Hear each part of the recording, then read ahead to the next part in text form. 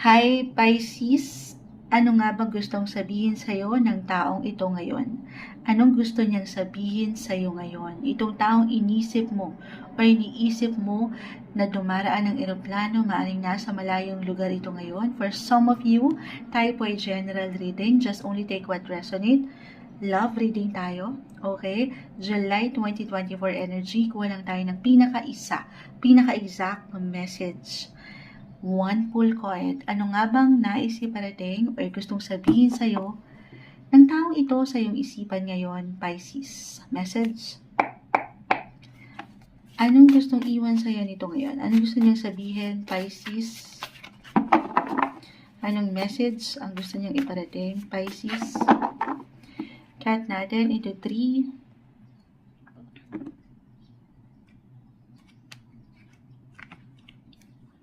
Okay. Ready na ba kayo? The Queen of Pentacles, reverse. Okay. So, ayan. Kaya nga sabi ko, tayo po ay general reading. May ilang imbalances tayo dito na nakikita, especially when it comes to work and money. Maaaring meron itong ilang inuuna. May pag-push dito sa ilang gusto niyang marating sa buhay trabaho. Gayon din po sa buhay tahanan, pamilya, or sa ilang personal matters, agenda. Okay, maaaring may pagkapagod, Queen of Pentacles, naka-reverse po. And ito yung pagka-independent kasi. At the same time, may pagkasobra tayong nakikita sa pagiging independent na ito. Parang salon niya ngayon lahat.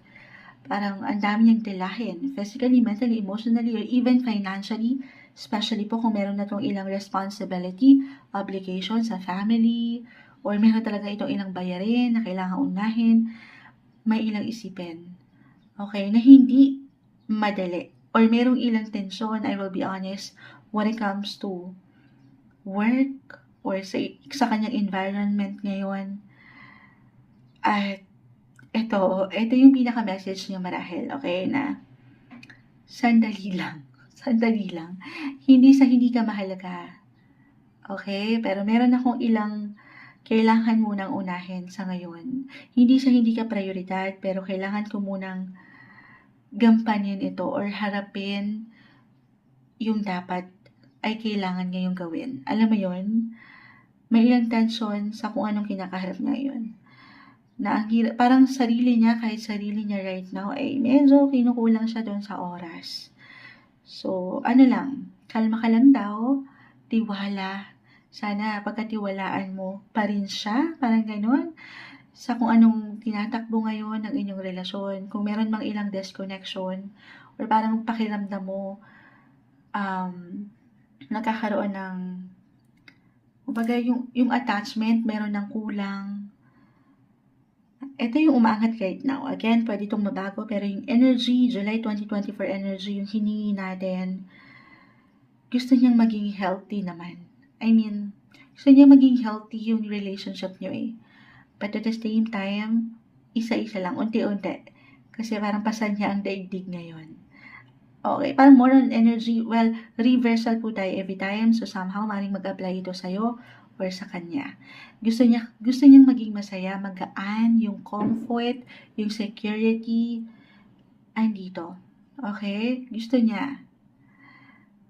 Ito yung isang message lang din. Para sa ilan, hindi kailangan mag-apply ito, pero kung hindi mag-apply yung kasipagan, dalawa lang kasi ito.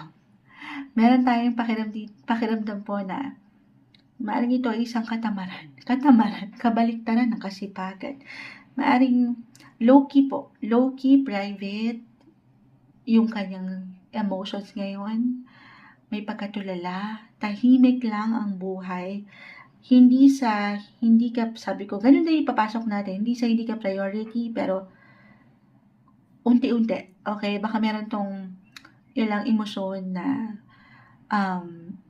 ini-evaluate niya muna, pinoproseso. So, yun lang naman. Pero, yung healthy relationship, ito yung goal niya sa ngayon. Yung may pagka-balance. Kasi nga po, meron siyang ilang hinaharap sa buhay na hindi ganun kagaanan. So, hindi madali. Ito lang yung ilang tendency, okay, I know medyo complicated ang nakuha natin sa Pisces, pero more on self-care daw, ikaw, maring ganun. Palakasin mo ang iyong sarili, huwag mong pabayaan ang iyong sarili sa kabila nitong siya ay hindi mo masyadong, or hindi niya maiparating, yung gusto niya sabihin, ito yon, be healthy. Okay, bilang, kanina ko pa naman mention yung healthy. But anyway, kuha tayo dito ng pinaka-words or pinaka-gusto niya sabihin sa'yo. Bakit ito ang bumagsak? Para sa mga Pisces, sa taong inisip mo ngayon, anong gusto niyang iparating? Pisces,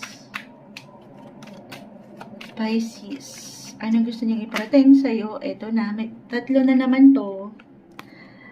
Ready ka na ba? Uy!